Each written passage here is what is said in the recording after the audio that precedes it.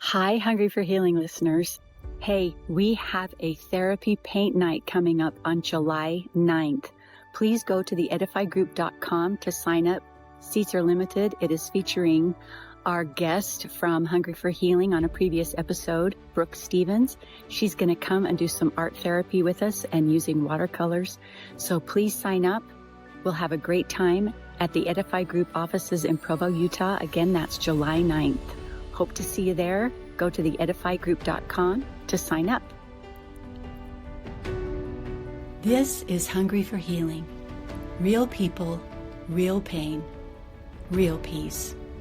I'm Becky, by the way, Wengreen, a marriage and family therapist, sharing stories that nourish, edify, and heal, reminding us that even in heavy darkness, we can expect light to come. We were never trained up to be musicians necessarily or to have this path, but we always had a great appreciation for music and the power of it.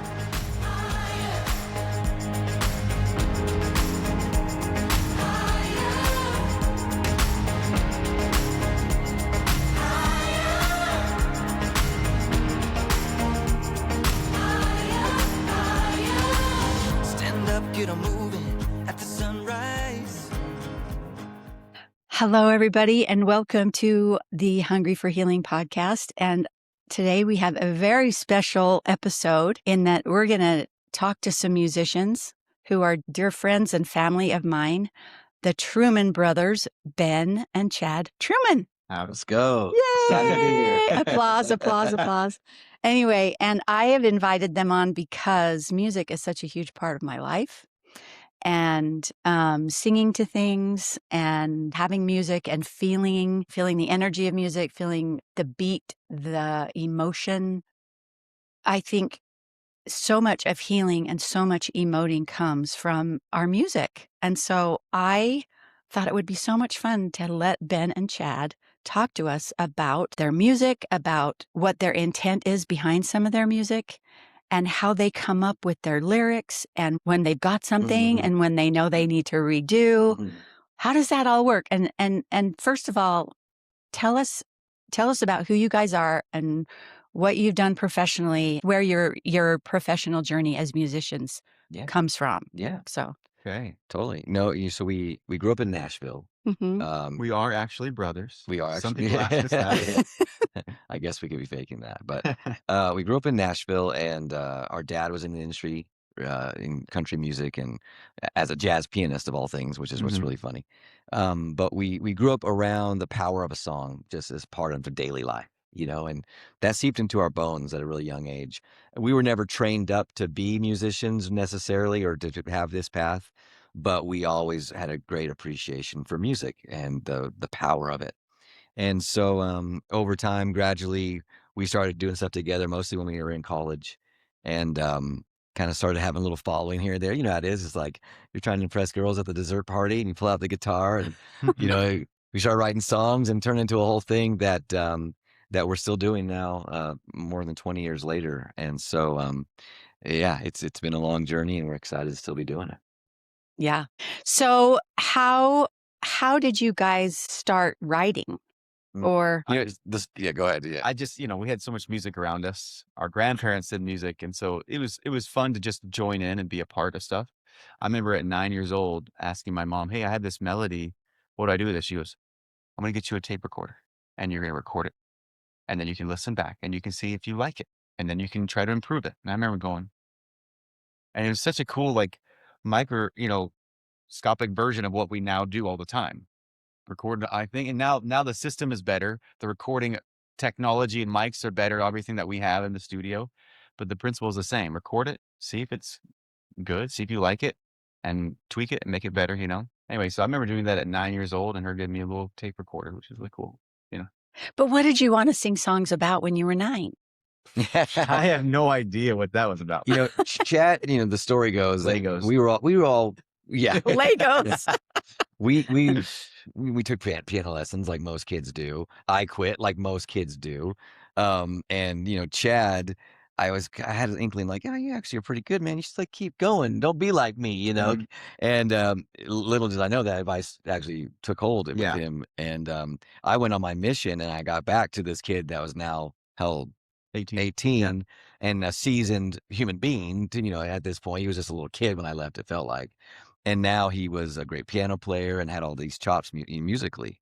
And I was like, oh, that's cool. And so he would jam, and then I'd come over and I'd riff with melodies, and and that's kind of the breeding ground for great songwriting, right? Because when the music is feeling cool, at least for a songwriter, you just start feeling and saying things, and it just starts coming out. It was fun to see the different strengths being added upon, because I could do chords and kind of maybe the starts of melodies all day, and then Ben would start singing because he liked what my music was, and then I start liking what he's singing, and then it inspired me to try to keep on writing, and it just True collaboration, and for me, you mentioned earlier just like when that moment when a song starts to take hold and what that feels like. There's this once you start enjoying the music yourself, something happens and you start finding clarity within your own brain, and call it inspiration, call it revelation, call it whatever you want. There's just a moment there where you're like, I feel like I have something to say. And the music opened that up for you. Just the way that on the listener's end, the music opens you up to receive the message. The music opens you up to write the message in a lot of cases, right?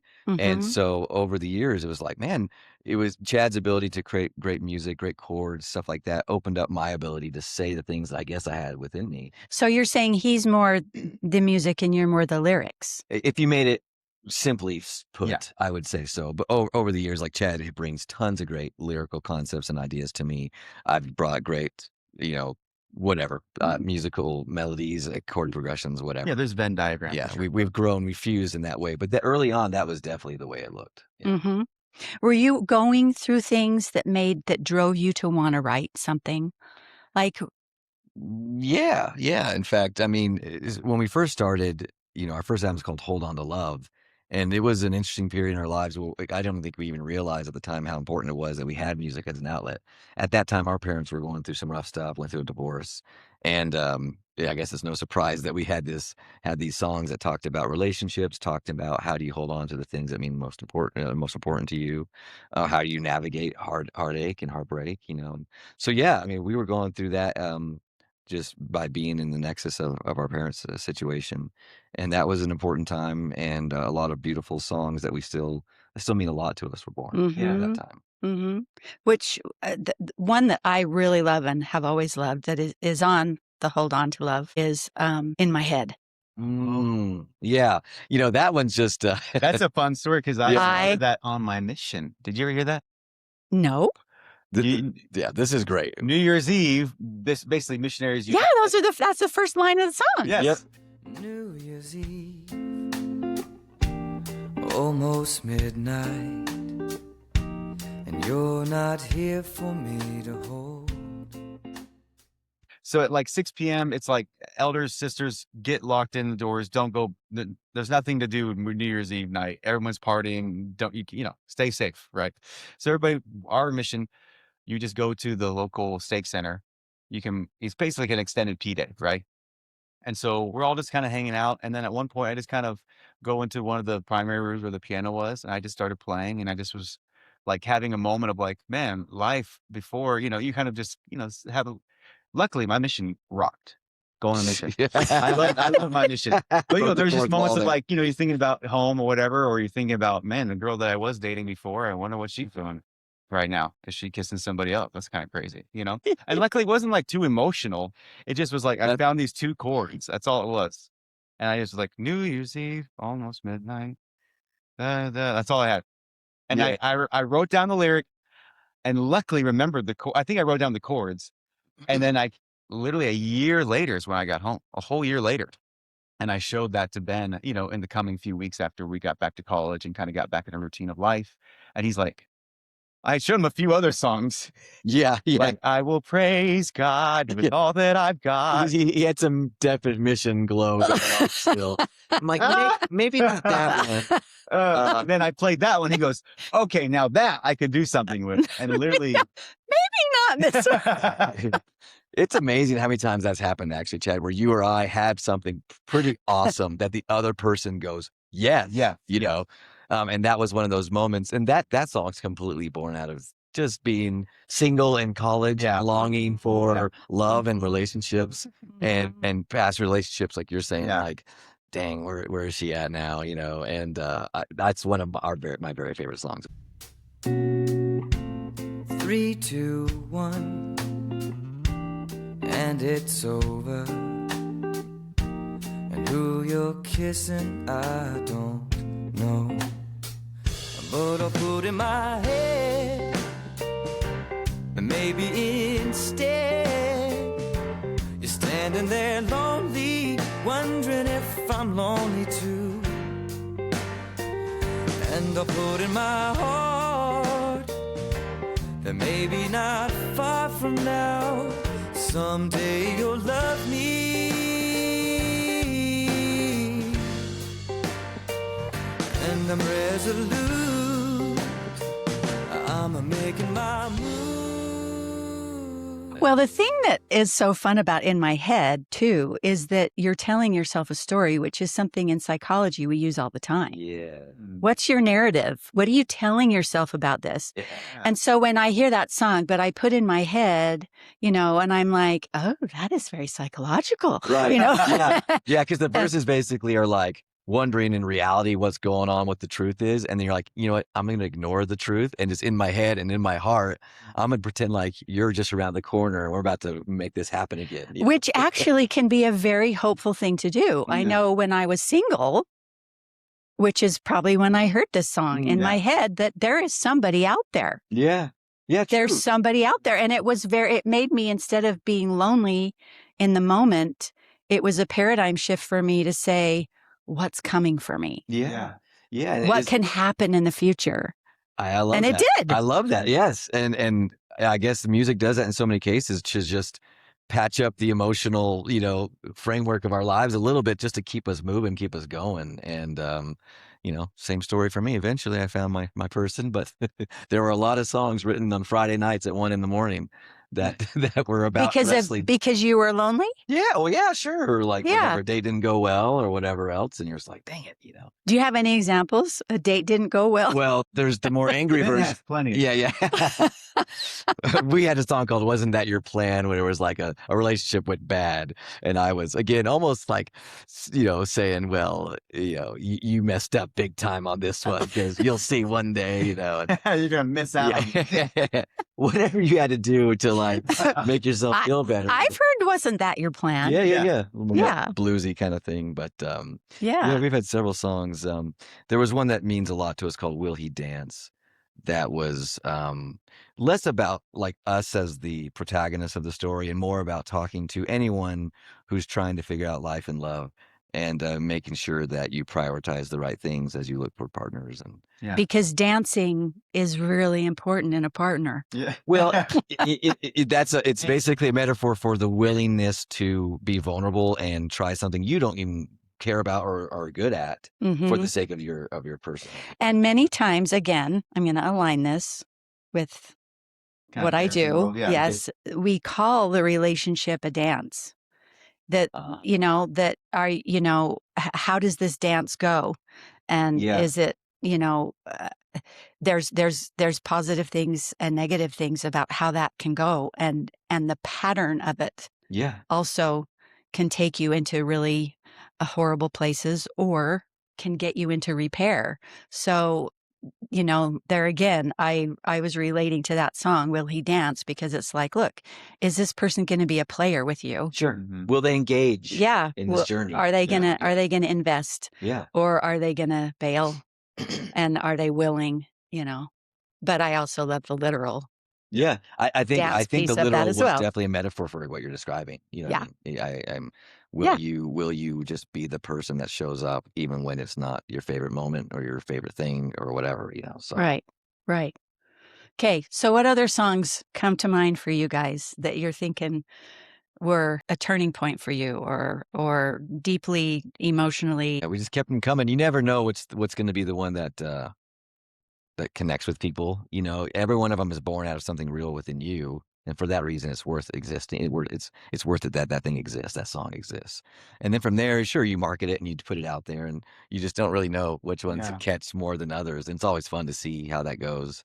One, I always love the, like, I have the smallest little song starts is what I call them. And sometimes if they're quality, not like the one like that we referenced earlier, like from the Mission, the I Will Praise God one. oh yeah, But if they're quality, in other songwriters and especially with Ben, it's so cool to see that. Um, which I guess what I'm saying is it's if you have a creative something, a creative thought, like get it out, even if it's just a start, because one other people or the Lord or the later you can build on that. Mm-hmm. And so, Mm-hmm. the song that one of our first, our basically our second album with Desert Book on the Face of Fire album, a song called "Oh Child." All I had Mm-hmm. was the key and the first line, "Oh child, da da da da da." I'm just kind of like that's basically all I had, but it already had a little weight. I made a little bit of a demo, so it had a little bit of like music and some movement to it, and I showed it to Ben. And he goes, "Okay, let's do this." What if I told you, no matter how far, Spirit could lift you where you are? And what if I told you, no matter how low, He has ascended far below? All things will work for your good. Can't forget He stood when you stood here. And what if I told you that nothing can hold you from where you're supposed to go, child? yeah, it's pretty amazing. Chad brings music and like one line, and I'm like, thank you. So, let's go. Yeah, that's all I need to get It's a started. catalyst, and then Yeah. Ben takes it. Yeah. Well, we'll And then of course refine he'll it be like, "Hey, together. dude, I had this thought. What do you think about this?" You know. Yeah. I'll never forget. Yeah, you were kind of saying, "Hey, I had this melody for the chorus, or here's another option for the chorus." I had two options. I couldn't And we were decide. driving in the car with your lovely daughter, my wife, Catherine, and we both were like, "We love them both. Let's do both of them." And so literally, that's what the song is like. Oh child, oh sorry, oh child, what if I told you? That was option one, and then all things will work for your good. That was option two. Yeah. And And we're it's just like, like, let's just combine them. yeah. Hey, it's just kind of fun. It's an amazing process, and yeah, so obviously digging deeper into that song, that song, I feel like a lot of our songs, I don't try to be preachy. That's not my intention. I just feel like if I have any clarity in life that maybe is hard earned through my own experiences, I just want to share that, and Chad with this Yeah. song "Start" as well. It was just like a reminder to people how loved they are, whether they realize it or not, Yeah. by greater forces than the ones just around us, and just remembering that there's people that are, or God who has literally stood by you in ways you don't understand or know, and that's where that song came from. Our little tagline on our Instagram profile is two brothers bringing clarity to faith through song. And if I was going to say what over the entirety of our career, I would say bringing clarity to love and relationships through song, and bringing clarity to faith. That's kind of where kind of like a thesis Chapter statement. one, Yeah. chapter two, in a way. Yeah, how we've dealt, because we just love that people can take any, both obviously like you're saying, the music and the feel and the upliftment of just jamming, Mm-hmm. and then you get to unpack these little nuggets of like actual understanding. And as a listener, John Mayer, right, is one of my favorite artists, and Mm-hmm. I hear about his music all the time. Like, oh, I like John Mayer's music.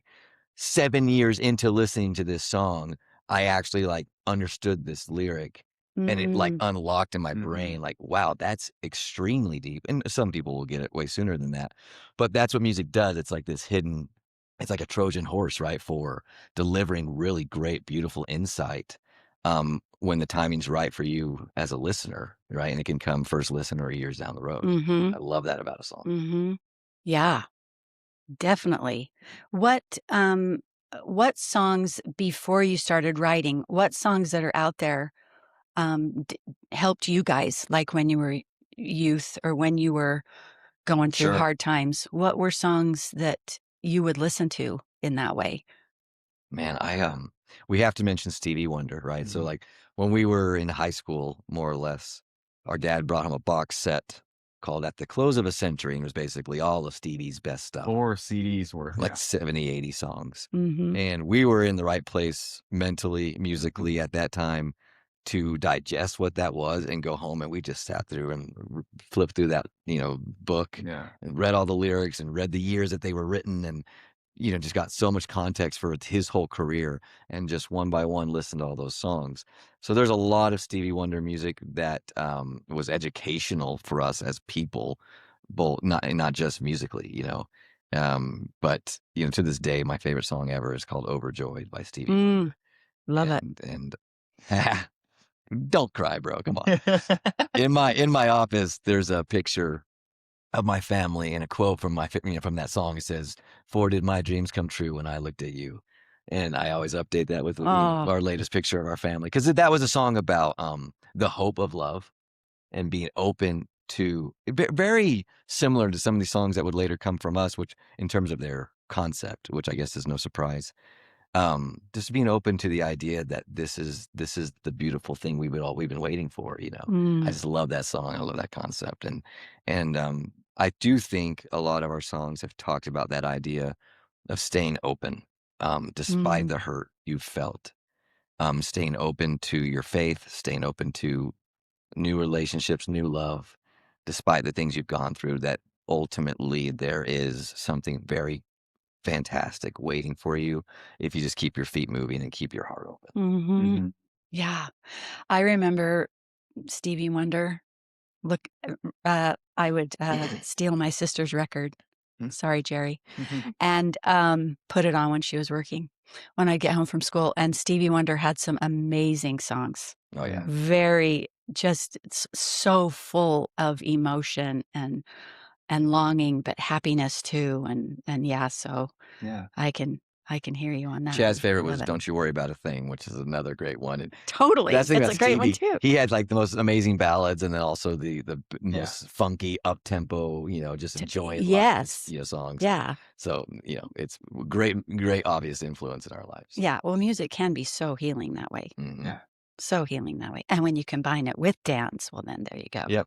Yeah. Yeah. At least in my world. There's a song that when you first asked that question, that pops in my head, and it's not a song that I listen to exactly regularly now, but it was a song that I needed at a certain part of my life, and it's Kenneth Cope's Gethsemane song. Mm.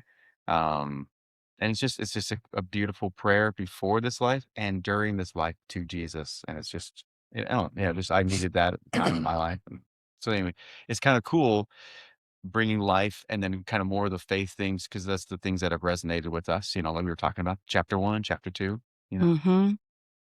The experience of discovering a song that resonates with you is just one of the premier human experiences, right? Mm-hmm. And I always tell people, like, the two things I hope I never lose in my life until towards the very end is the ability to catch a fly ball, because I love that experience, track it out, and the experience of finding a new song that hits you all over again, like that feeling, because you had that feeling all the time in your teens. In your it's so younger brand new. years, you're just developing, and music means, that's why we all love the music from our youth, But heaven forbid that feeling goes away in your life. And Yeah. so I'm always excited about new music and new artists, and I can't make that happen. I can't force it to happen. But when the song hits, you're going, yes, dude, and the tears are falling, like, I Yes. Yes, it can be so, because, and we were talking about this before we hit record, that a song can sometimes give you what you can't express. Mm-hmm. Yeah. Right? Totally. Or it can lift you out of something that you don't want to be in. It can do a lot of those things. Yeah. And Kenneth Cope, I love, shout out to that, because Kenneth is an old family friend of ours. Shout out to Kenneth Cope. Love him. And there was a song he had on one of his albums. I don't remember which one, but helped me when I was going through a divorce. It was called "Can't Do It All at Once." You got to do it little by little. You can't do it all at once. You can't. And I just remember rewinding and rewinding and rewinding that, because it just helped me get through day by day. And songs can do that. Yeah. Yeah. They really can do that. Sometimes what you need is a song that unlocks the emotions that you're kind of burying. Exactly. And it lets you Yes. get it all out. And then sometimes it's a song says, all right, you've had that moment. Let's move on. Let's Yeah. let's get into the next gear. And you need both Mhm. those kind of things. You know what I mean? And I love it. Yeah. I love that. Yeah. Okay, tell me about Broken and Bruised. Okay. Yeah. Yes. That song is more of a ballad. Yeah. hmm Yeah. I mean, Well, we're excited because we had a version of that song come out on our original album, and then we just re-recorded it. Did you know about this? I did not. And because I always thought I had a very, I mean, I think it's a universal principle in this song, but I always thought there was a female voice that was missing from this song. and our co-writer was a female, Right. our good friend Yeah. out in Nashville, and And so we went and found a gal that's a friend of ours and has done really great music named Ashley Hess, and so she's recorded that with us, and it's coming out. like in a few weeks, Yeah. basically. Yeah. So this is a great time. So bruised is a song that I like to think that we're all at different levels of hardship, but we all experience hardship, right? Like, oh, I just got a ticket, hardship. Oh, I just got a diagnosis that's horrible. Yeah. That's a whole level of hardship, you know what I mean? And sometimes we need songs that help us get over the small bumps in the day, and other songs, or the hope was that we need songs that can help people feel deeply their pain, and then yet find hope on the other end of it. And that's what the song "Bruise" was kind of coming from. I always like to think of the lady who was so desperately reaching to touch Jesus, Mm. to hoping that she could be healed. Mm-hmm. That level of desperation, but also hope, is what that song is about. And my favorite line in that song, it says, "I know my story is one you've probably heard, but right now it feels like mine's the only one in the world." Because that's what it feels like when we go through these insanely hard things that there's no possible way that anyone else has felt this. This is the most horrendous thing you could conceive. Um, and I like just acknowledging that, because the Savior has dealt with it all, but he wants us to feel like he understands that it's the only one in the world at this moment in time, right? Mm-hmm. And then I'm here for you, and that was kind of the hope on that one. Mm-hmm. I know my story is one you've probably heard, but right now feels like mine's the only one in the world. If I could only reach out and just touch your hand. Bruised, I'm broken and bruised, but I know that you can hear the prayer of one as bruised as me. The truth, oh, I'll tell you the truth. This face in the mirror is still just not the one I used to see. Lord, keep holding me.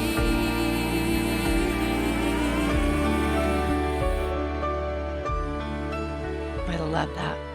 And I love the hope there too, because many times I've had to relate just to because of circumstances that I'm like, I don't think I can, one, tell anybody really what this feels like, and they won't understand because everybody's situation is unique. And just even the idea that there was somebody out there that actually did know, Mm. not only knew, but is there with you, experiencing with you yeah. exactly the same. It's a pretty incredible concept. Yeah. It's So I love that yes, there is someone that does actually know exactly what this feels like and what it's doing to you yeah. right now. I mean, that's the belief, right? And so we need to try to believe it, and actually, in the times that we need it most, believe that that's true, right? Mm-hmm. Hopefully, the songs at some point or other have helped people do that. Yeah. Okay, so how about Higher? Yeah, yeah, it's a fun one. Just to kind of a little background, we had finished our first album and we were really excited about it. And we turned it in, and there was one song that the good folks at Desert Book said, not this one. I get it. It was a little bit more fringe. We try to sneak those in every once in a while. And they said, can you give us something that's more down the middle? And we're like, oh man, I gotta just come up with something And quickly. now almost as like an assignment, Yeah. And Is it harder to do when it's assigned? sometimes. I would think so. Sometimes there's a deadline, and it's always it's a different kind of challenge. We'll say that. Yeah. And I remember there was a piece of little music though that we had kicking around, and we found that music, and it was like, oh yes, we got lucky because the music unlocked that thing. And higher is just about recognizing two things: that sometimes we are the person who's again down and out and in need of that help, and sometimes we're the person who we're coming from a position of strength, and we have the ability to be the one reaching out to help. Mhm. And it's this cyclical thing that happens between all of us, and no matter what side of it that we're on, it's all one kind of progressive thing that we're trying to raise each other up and just go higher and higher, together and individually. And that's just kind of what that song is. Oh, I love it. Somehow, when you're feeling low, if you take just a moment and think of someone else, the power of his love will grow, and lift them and yourself higher.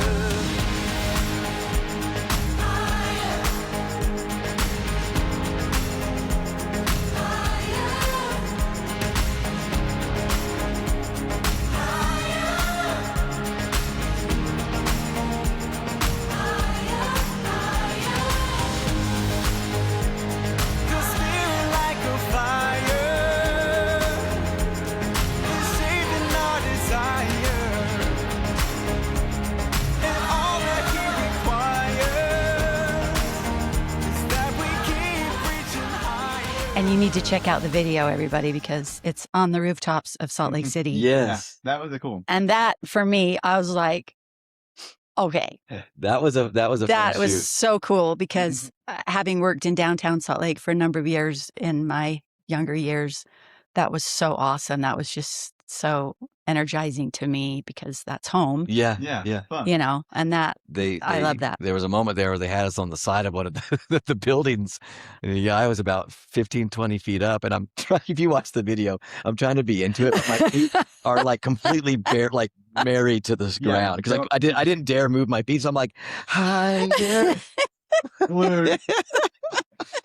It's hilarious. You'll see it now and you go, ah.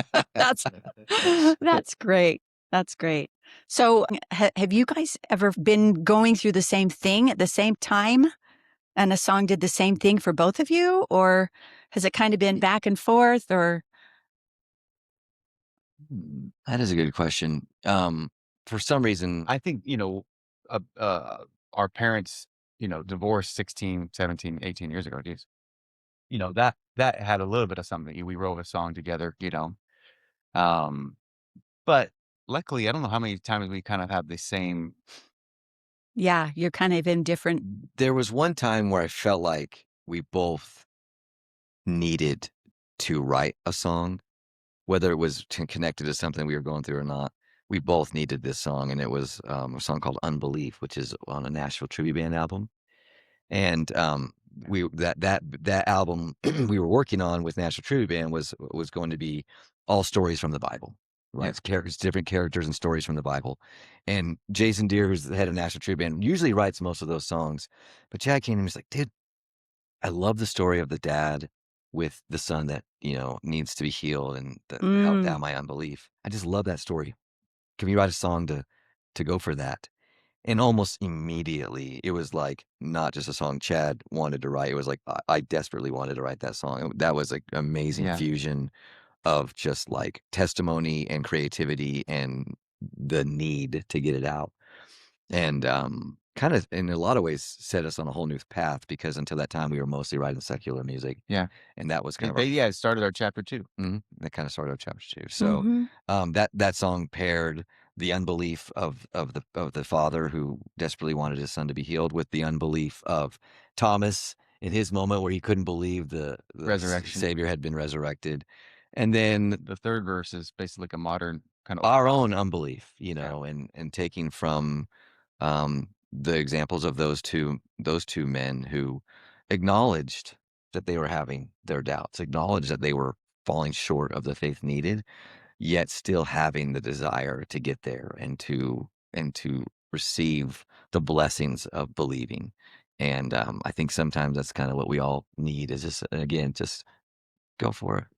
I understand where you're at. I understand you're falling short. Keep believing, or even keep unbelieving. Like, acknowledging your unbelief is a huge thing. So, yeah. Mm-hmm. I'm not sure why I'm here. I heard that you might dry our tears. Here's my boy, please make him whole. We have nowhere else to go. Where else to go? I could say I know, I could say I believe. Right now, his pain is all I'm feeling. I love my son. If it's faith that I need, please, Lord, may you help thou mine unbelief.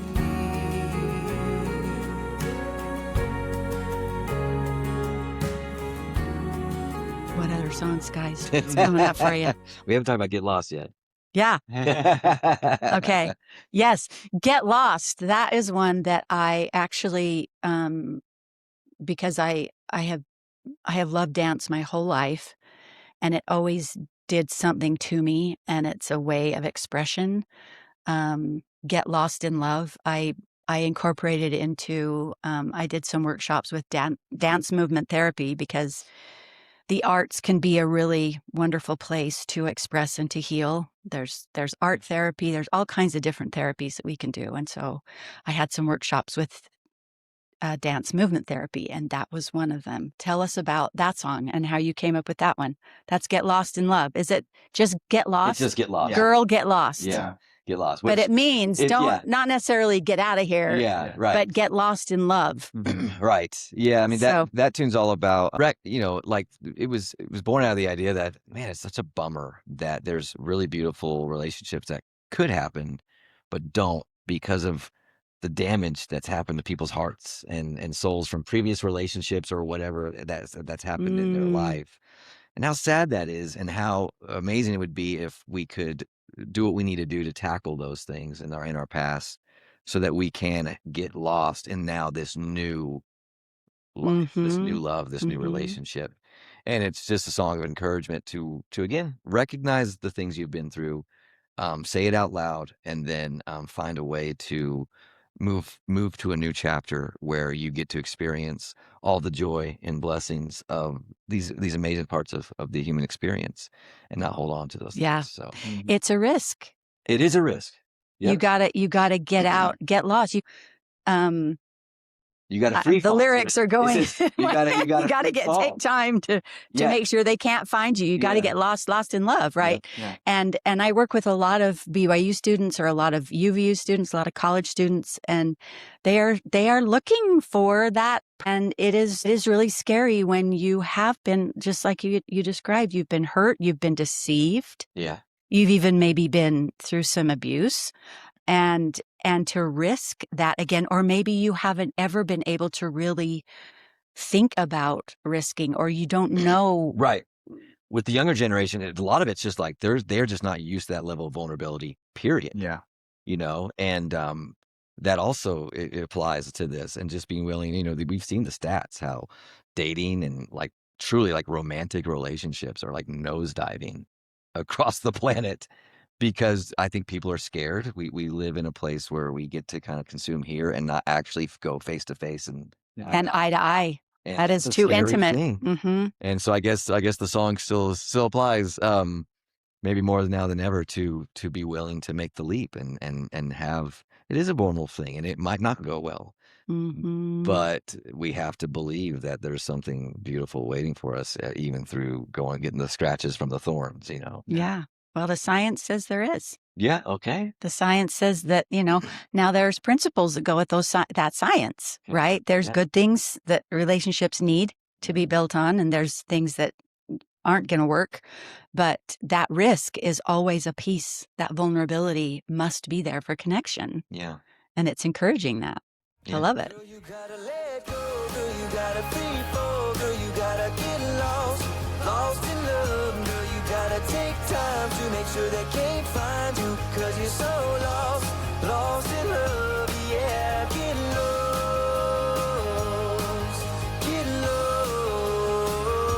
and girl, get lost, and I've heard them say, there's pain left over cause you've had your heart broken before. You know I felt that way. But trust me, it's a feeling worth a feeling if you want something more. And the warmth of love is what pulls you. But the Yeah. it's So part of- you guys didn't even know it. You know what? You Just didn't know felt it, I how guess. you didn't know how healing you were really being when you were just coming from the heart. But it knows. Yeah, well, Our hearts we're know just so wrestling much. with our own stuff, right? Yeah. And trying to Just- figure it out on our own. And Yeah. Feeling feelings from the heart. I get to teach. Yeah, I get to teach songwriting at BYU, which is a great experience. I love doing that and helping students do this and experience this on Yeah. their own. I mean, songwriting is in and of itself a very vulnerable thing. And I'm always telling me, write down these feelings you're having or these musical ideas, keep a log so that when the time comes that you need to write a song, maybe you can summon something real. And they get to process all this stuff on their own too. And it's amazing to see how most of these folks aren't going to go on to be musicians or songwriters, but they love this experience. It's extremely therapeutic for them, being vulnerable, sharing, and processing through writing a song.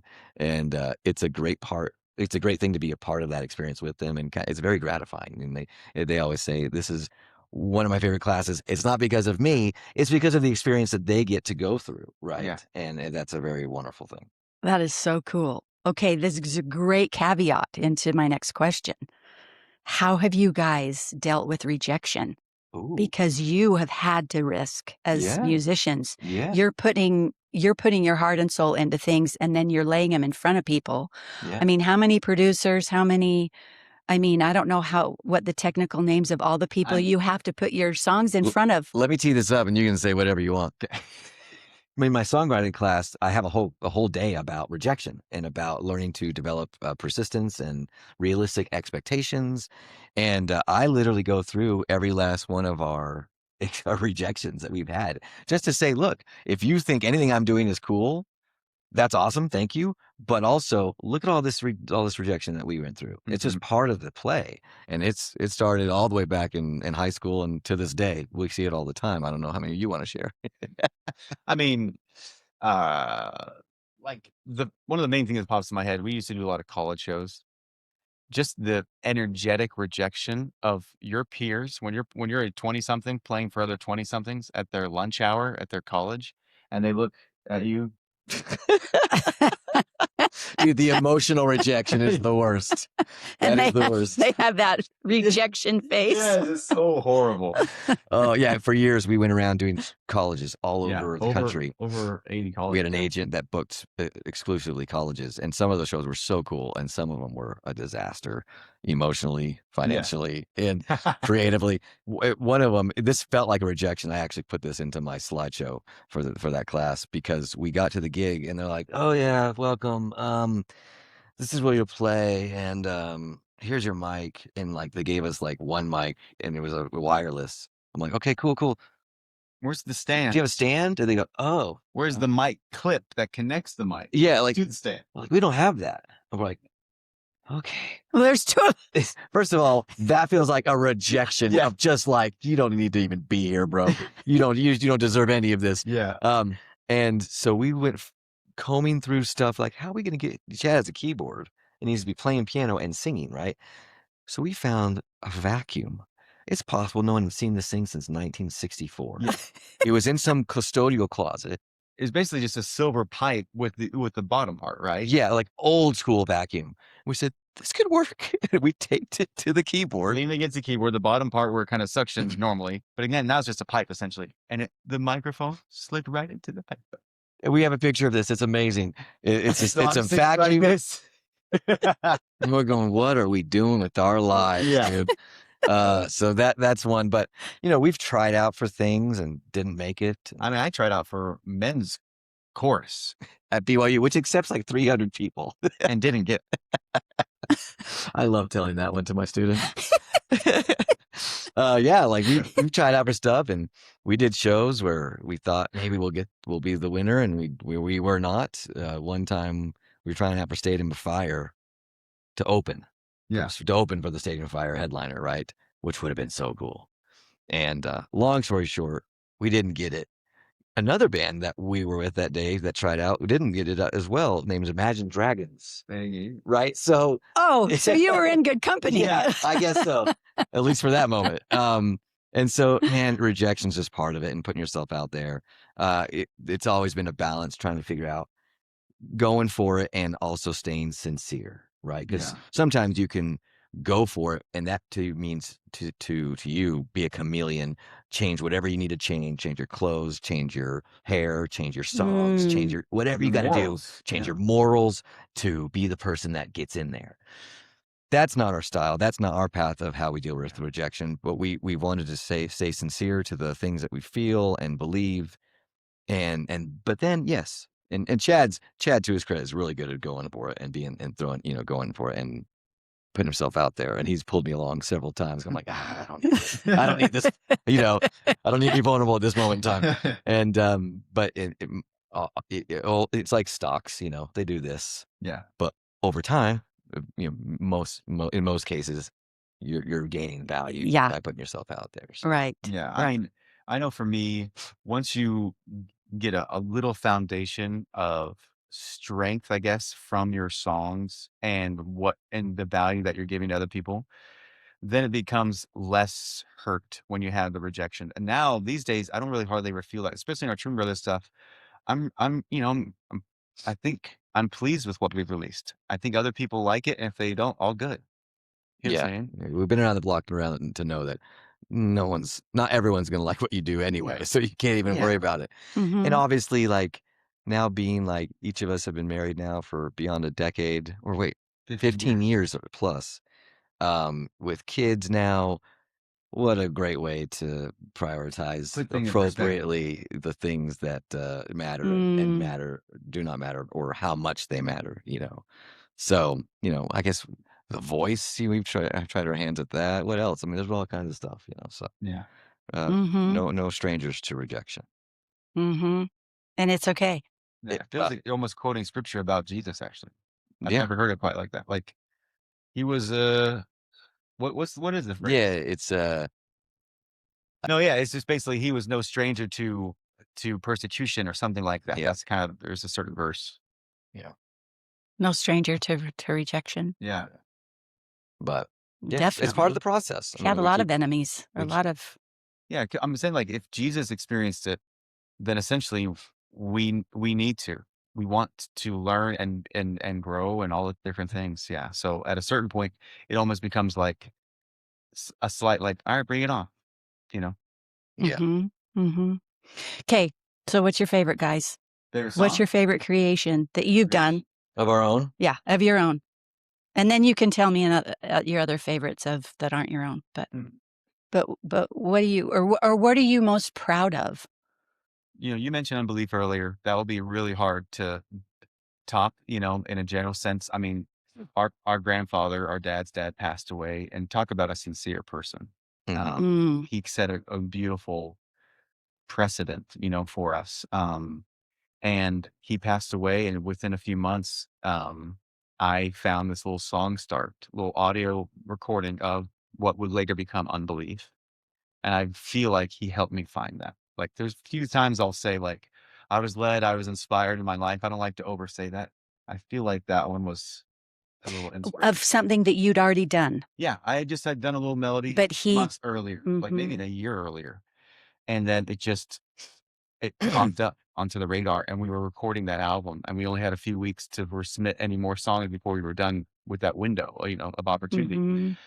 So that's when I took it to Ben. He's like, "This is something. Let's do it." And again, that song means so much to us, and also I don't think we would have our 3 albums with Deseret Book that these new songs that just have meant so much to us and are essentially our second wave of a career. Like, Without that one. yeah, Yeah, and in a very similar place is a song called "Before the Calm," yeah, which was written in 2020 when the whole world seemed to be going crazy and hardships of all sorts going on.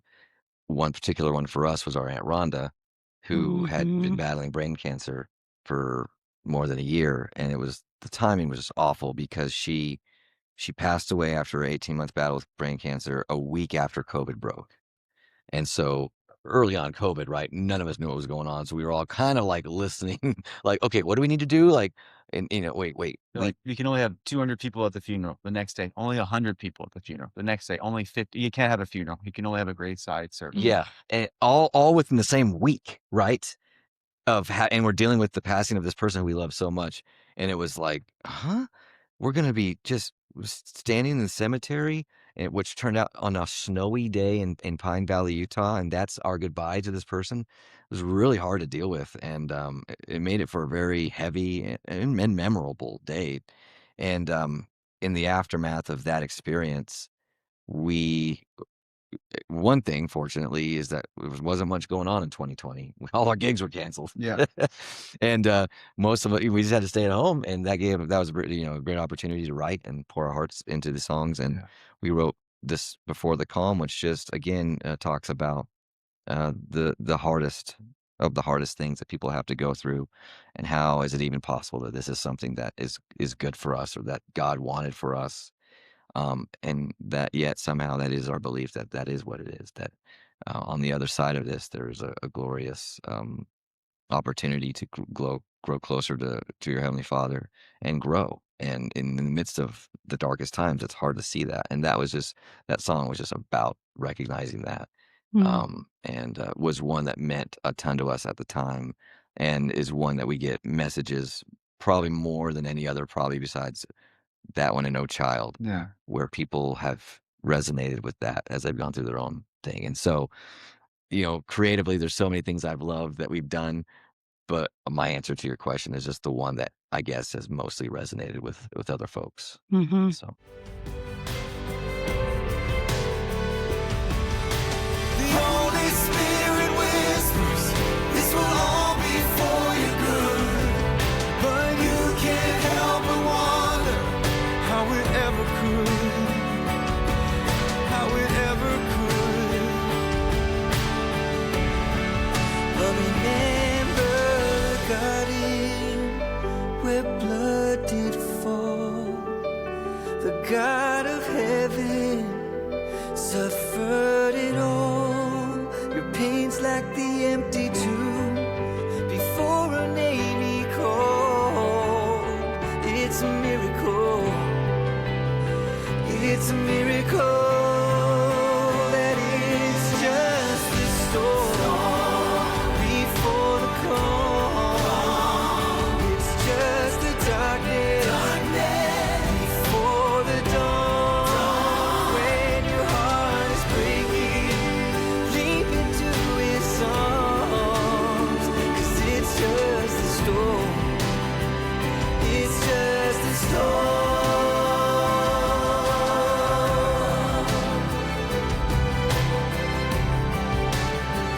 Before the calm.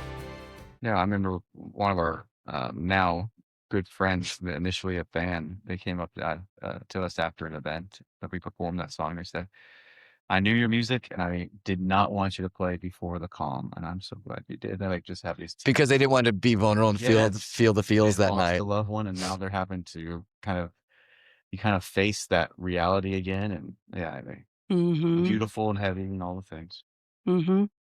Yeah. But again, sometimes you need something to speak for you. So that heavy song Yeah. helps you Helps you process. Yeah. And takes you someplace it's, that that you don't know how to get to, but the music helps you get there. Yeah. And then helps you process and release that, which is awesome. Yeah, that's the hope. Well, Becky, thanks for having us, and thanks for all the good that you're doing. Well, thank you for taking time to Yeah. be here and for sharing your talents to the world to hear. It's awesome. Yeah, we're Huh. excited. I don't know if we'll have it all up before the podcast, but we have a Christmas concert that we'll be doing in Provo that, maybe we can add to the promo here, December 3rd, the Cubby. Yeah. Nice. Plus you're part. Are you still a part of Nashville Yeah, Tribute Band? yeah. You're still As far as we know. Nashville Tribute Band. So you perform with Nashville Tribute Band. You Yeah. perform as Truman Brothers. Yeah. Yeah. And we have the and- new single coming out, Bruised, featuring Ashley Hess, coming out in a few weeks. So yeah. Okay. Things to be looking Awesome. for. We will put everything in our show notes. And thank you, gentlemen, for being here today. Yeah. Loved it. My heart is beating more fully now. I just love it. I could sit and listen to it all day. No, So thank you so thank much you for for being having here. us, and thanks for letting us chat with you for a little bit. Yeah, thank you. Thanks, Becky. And take care. Will do. Thanks. Stay tuned because coming up next are the Truman Brothers on the rooftops of Salt Lake City singing Higher. In our takeaways today, I decided to tell you 10 scientific tips about how music can help us heal. Music can be so much more than entertainment. Research shows that it can influence the brain, the nervous system, emotions, relationships, and even our sense of spirituality. Here are 10 evidence-based takeaways to remember from today's podcast. Number 1. Music changes the brain's chemistry. When we listen to the music we enjoy, the brain releases dopamine. Dopamine is a neurotransmitter associated with pleasure, motivation, reward, and hope.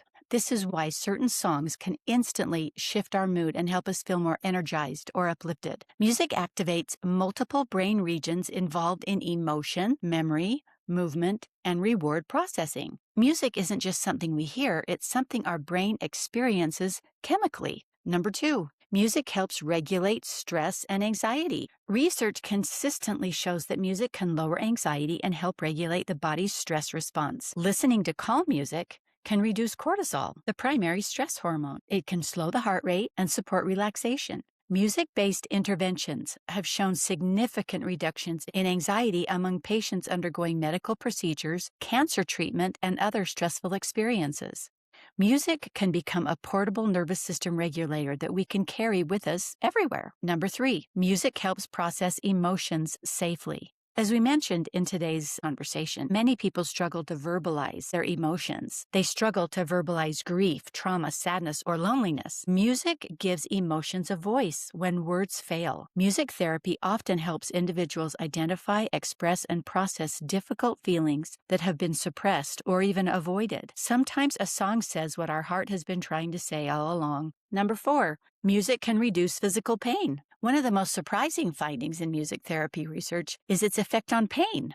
A meta-analysis of 97 studies involving over 9,000 participants found that music interventions reduced pain intensity, emotional distress related to pain, and even decreased the need for pain medication in some cases. Music doesn't just distract us from pain, it actually changes how the brain experiences pain. Number 5, music supports trauma recovery. Trauma often impacts areas of the brain responsible for language, emotional regulation, and safety. Because music engages multiple brain networks simultaneously, it can help create pathways for emotional processing and regulation without requiring a person to immediately verbalize traumatic experiences. Music can reduce hyperarousal and help activate the parasympathetic nervous system, the body's rest and heal state. For trauma survivors, music can become a bridge back to safety. Number 6, music strengthens memory and identity. Music is deeply connected to memory centers in the brain. This is why individuals with dementia may remember lyrics from decades ago even when other memories are fading. Research suggests music interventions can improve emotional well-being, quality of life, and aspects of cognitive functioning in people experiencing cognitive decline. Music helps us remember not just events, but who we are. Number 7, singing and making music heals through connection. Active participation in singing or a music group, drumming, writing songs, or playing an instrument together can be even more powerful than passive listening. Group singing and music making increase social bonding, promote oxytocin release, and create a sense of belonging. Loneliness is one of the greatest predictors of poor mental health, and music naturally draws people together. Healing often happens in connection, and music was designed to connect us. Number 8, music builds emotional resilience. Music allows us to experience emotions without being overwhelmed by them. We can cry during a song, feel understood, and then return to regulation. This emotional flexibility helps build resilience and improves our ability to cope with life's challenges. Research links music engagement with improved mood, emotional regulation, and mental well-being. Music helps us feel deeply without drowning in what we feel. Number 9, music can create spiritual experiences. Across virtually every culture and faith tradition, music has been used in worship, prayer, meditation, healing ceremonies, and spiritual gatherings. Music appears uniquely capable of creating awe, transcendence, gratitude, and connection beyond ourselves. Neuroscientists have found that music activates brain networks associated with meaning-making, emotion, memory, and self-transcendence. Many people report feeling connected to something larger than themselves while listening to or participating in sacred music. Music has a way of opening the heart to experiences that feel bigger than words. Number 10. Music can deepen our connection to a higher power. For many people, music becomes a spiritual pathway. Worship music, hymns, chants, gospel songs, sacred drumming, and meditative music can create an experience of closeness with God or a higher power. Why is this true? Because music engages both the emotional and the relational parts of the brain. It helps quiet mental noise and create space for reflection, surrender, gratitude, and reverence. Many people report that they can feel God's presence more easily through music than through intellectual understanding alone. So, music can increase feelings of awe and wonder. It can enhance prayer and meditation. Music can strengthen faith during difficult times. And music creates a sense of being loved, held, and guided. Music can foster gratitude and hope. Music often reaches places in the soul that words alone cannot reach. For many people, it becomes a sacred bridge between the human heart and the divine. Music heals because it speaks the language of the human experience. It reaches the brain through science, the heart through emotion, the body through regulation, and the spirit through connection. Whether through a favorite song, a worship service, or singing alone in a car, music reminds us that healing is not merely something we think about. It is something we feel.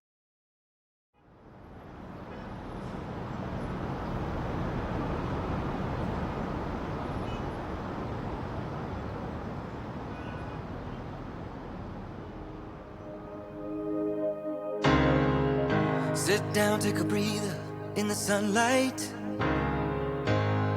This crazy day is almost through. Sit down, take a breather, it'll be alright. 'Cause there's someone watching over you.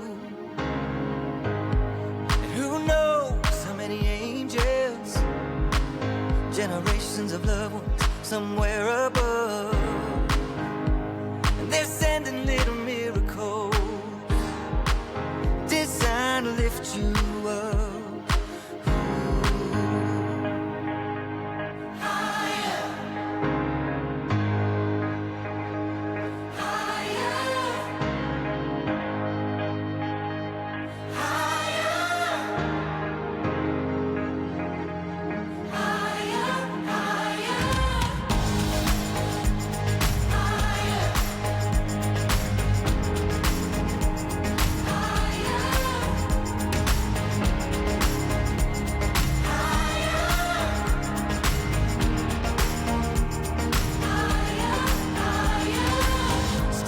Get 'em moving at the sunrise. There's so much good for you to do. Stand up, get 'em moving, and lift your eyes. Ooh, to him to show the way for you. Somehow, when you're feeling low, if you take just a moment and think of someone else, the power of his love will grow. Lift them and yourself higher.